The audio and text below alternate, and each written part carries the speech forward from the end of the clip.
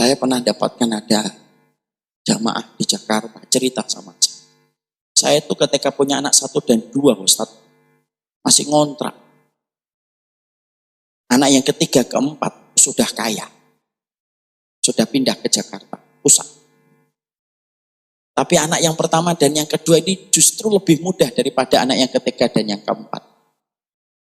Kenapa ya? Saya ngomong, mungkin Bapak ketika masih dalam kondisi kekurangan 1 dan 2 itu Bapak kasih rezeki. Akhirnya semuanya dibalut dengan kesabaran, qanaah dan lain sebagainya. Tapi ketika dapat 3 dan keempat, Bapak ngasihnya dunia. Dan itu kualitasnya jadi beda. Wallah alam, saya cuma mengatakan. Makanya kalau orang sudah cinta dunia, taat. Kemudian apa? Hamun, gelisah terus. Dia gelisah terus. Coba lihat orang yang kemudian memegang kemudian saham. Kalau kemudian mencintai sahamnya itu berlebihan. Dia akan gelisah, besok jatuh enggak nilainya. Tidur pun kemudian harus didekatkan handphone. Supaya kalau ada berita penting dia langsung pertama kali tahu. Coba. Akhirnya itu tanpa kita sadari kemudian saham itu mengendarai dirinya. Dia akhirnya gelisah tiap waktu itu. Besok kemudian proyek gol atau enggak gol. Sampai tidur pun enggak boleh jauh-jauh dari handphone. Jangan jauh ya dari handphone ya. Kan gitu. Kalau orang sudah gelisah itu. Banyak kan orang yang kemudian tidur aja enggak boleh jauh-jauh dari handphone. Makanya sampai apa ya? Gelisah gitu kan. Sampai orang kalau sudah kemudian semacam ini ketika sudah kasmaran berat dengan dunia. Sampai kemudian gelisah. Makanya akhirnya ini yang menjadi jawaban kita. Kenapa ya ada orang kok terkenal tapi mati bunuh diri? Karena memang nggak dapat apa-apa kecuali kegelisahan. Sampai kemudian kita dapatin ada orang kaya raya tapi untuk tidur aja, Masya Allah itu harus minum narkoba dulu supaya bisa tidur. Pil tidur, hasut kemudian baru bisa tidur. Coba orang solih. Orang solih nggak usah minum pil. Duduk sholat Jumat aja tidur dia. Ngorok lagi. Saya nggak nyindir antum. Ini. Sampai sholat Jumat ngorok.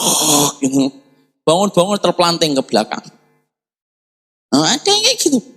Tapi antum pernah lihat gak kasus-kasus orang ketika ketangkap narkoba? Saya nggak bisa tidur Pak. Makanya itu saya minum. Terus sampai urusan tidur aja. Allah jadikan kemudian tidur itu menjadi sesuatu yang mahal. Lu kok tidur kok minum pil? Insya Allah. Kenapa? Hamun, gelisah. Nanti kalau saya tidak punya ini, tidak punya itu, terus itu. Kata Imam Ibnu Qayyim. Belum selesai, hasratun la tanqadi. Lalu kemudian kerugian yang tidak pernah berhenti. Makanya akhirnya di situ kita berarti kemudian dunia itu salah satu perkara yang paling cepat memilaukan manusia itu dunia. Bukan berarti kita tidak diperbolehkan kaya. Kaya boleh. Yang kita kemudian bicarakan itu apa? Mentalitas kasmaran berat sama dunia. Bisa jadi ada yang hidup di istana. Hartanya itu di tangan, bukan di hati. Tapi bisa jadi ada yang di bawah jembatan. Itu hartanya ada di bawah hatinya. Karena kalau bicara cinta dunia itu antum jangan lihat fasilitas, bukan itu. Tapi itu mentalitas dia. Makanya kadang-kadang ada orang yang kemudian pakai mobil, tapi kemudian dengan mobil yang dia pakai, kalaupun kemudian terjadi apa-apa, dia tenang. Tapi bisa jadi ada yang punya kemudian sepeda, hilang. Nyeselnya sampai 3 bulan. Tidak hilang-hilang. Karena itu bukan kepada fasilitas. Sekarang pertanyaannya Ustaz, kapan seseorang itu dinilai secara fix dan confirm bahwasanya dia itu cinta sama dunia? Nah ini kan kita harus ngerti.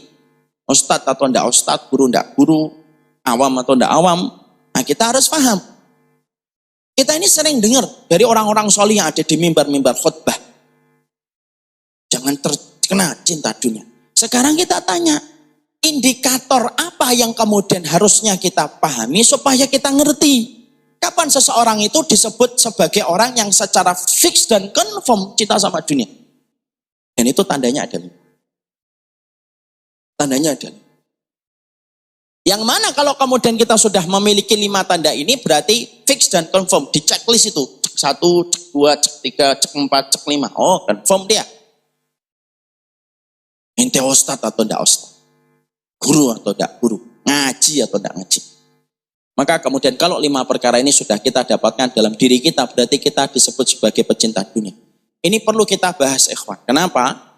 Karena saya khawatir kalau kita tidak membahas ini, saya dan antum itu selalu merasa, insya Allah saya bukan pecinta dunia. Karena kita tidak ngerti indikator kapan kita disebut sebagai pecinta dunia. Makanya apa itu 5 perkara Ustadz? Yang kemudian dapat dikatakan orang itu secara fix dan confirm dia itu pecinta kepada dunia. Para ulama menyebutkan 5. Sifat yang pertama dikatakan oleh orang-orang yang saleh. Kalau orang sudah menjadikan ibadah akhiratnya yang harusnya dia kerjakan untuk akhirat, tetapi dia niatkan ibadah akhiratnya hanya untuk mendapatkan dunia. Ini sudah sering saya sampaikan di sini. Dia sedekah, dia sholat duha, sholat tahajud, tapi niat yang dia miliki ketika sholat duha, sedekah, tahajud, niatnya bukan untuk mendapatkan akhirat yang lebih baik, tapi niatnya supaya mendapatkan dunia yang dia pengen raup, supaya semua yang dia miliki itu bertambah sukses, didopleng dengan ibadah yang dia niatkan untuk dunia. Ini kan sudah sering saya bahas. Makanya kan sudah sering saya sampaikan, orang kalau meniatkan untuk dunia, sampai tahajudnya untuk dunia, sampai kemudian duhanya untuk dunia, sampai kemudian urusan-urusan sedekahnya untuk dunia, dikasih dunia sama Allah. Tapi ingat, di akhiratnya dia tidak mendapatkan apapun, karena balasan atas ibadah itu sudah Allah berikan kepadanya ketika dia dalam kehidupan di dunia. Timbangan nanti ditegakkan, ilustrasinya, orang mikir, sholat duha saya mana ya Allah? Loh, sholat duha kamu kan supaya bisnis kamu lancar. Bukankah aku sudah lancarkan bisnismu ketika kamu hidup di dunia? Taklim saya mana ya Allah? Loh, kamu taklim itu kan supaya kaya raya. Sudah aku jadikan kaya raya kan, karena niat yang kamu pilih itu kan. Sampai kemudian akhirnya kamu kemudian pilih-pilih kan. Sudah aku jadikan kaya kan. Tahajud saya mana ya Allah? Loh, tahajud itu kan supaya dagangan kamu laku. Dan sudah aku kasihkan dagangan itu laku sebagaimana niat yang kamu miliki kan. Dan akhirnya ketika di akhirat, hilang semuanya. Kenapa? Allah memperlakukan amal kita sesuai dengan niat yang kita tanam.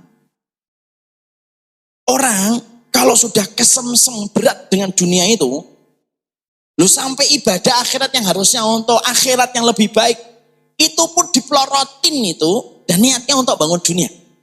Padahal maaf kan, sudah sering saya sampaikan, lu dunia kita itu kan sudah dijamin oleh Allah. Antum ibadah tidak ibadah, kalau memang jatahnya itu adalah 2 miliar, datang nggak 2 miliar itu? Bapak kalau tidak sholat duha, kalau Allah takdirkan bulan depan Bapak dapat 2 miliar, datang nggak 2 miliar Pak? Walaupun tidak sholat duha. Karena Allah tidak pernah membagikan dunia itu berdasarkan ibadah. Kalau Allah itu membagikan dunia berdasarkan ibadah, berarti orang yang tidak beriman sama Allah itu harusnya tidak punya uang. Tapi kenapa banyak orang yang kemudian tidak beriman sama Allah itu uangnya dan materinya lebih baik, lebih banyak daripada kita. Handphonenya lebih mahal daripada kita. Rumahnya lebih gedong daripada rumah kita. Kemana-mana pakai jet pribadi Pak. Kalau Bapak kan pakai pesawat ekonomi, yang 3 bulan kita sudah pesan supaya tidak bisa refund lagi. Kalau kemudian Allah itu membagikan dunia berdasarkan ibadah, loh harusnya mereka tidak bisa pakai jet. Harusnya jalan kaki. Oh, mereka tidak pernah zikir pagi, nggak pernah zikir sore kok. Sholat duha juga tidak pernah kok. Apalagi sholat tahajud. Apalagi ikut taklim hari Rabu. Jauh, semakin jauh. Tapi kenapa kok kemudian nanti kita pulang kita makan lele, dia makan steak? Ya takarannya segitu. Yang lapang tidak lebih mulia, yang sempit tidak lebih hina. Berarti kalau saya sholatmu untuk akhirat. Kenapa tahajud? Karena ada apartemen di surga yang tidak bisa dapat apartemen itu kecuali dengan sholat tahajud Pak. Kenapa sholat duha? Karena kemudian sholat duha itu memberikan tulang 360 tulang yang kita miliki itu sedekah Pak. Kalau tulang kita sudah kita sedekahin, tulang ini yang disedekahin itu akan menghambat kita melakukan kemaksiatan, lebih ringan melakukan ketaatan Pak. Kenapa Kenapa kita puasa sunnah? Supaya kemudian kita dipanggil pintu ar-Rayyan. Semua ibadah akhirat itu untuk akhirat, bukan untuk dunia. Tapi kalau orang, siapapun dia kok sudah kesengat dengan cintanya sama dunia, kok kesemsem berat sama dunia, lu sampai bukan hanya perkara mubah, perkara perdagangan, lu sampai urusan akhirat pun ditarik supaya membangun dunianya. Nah, itu enggak boleh. Kalau ada yang kayak gitu, fox dan confirm dia pecinta.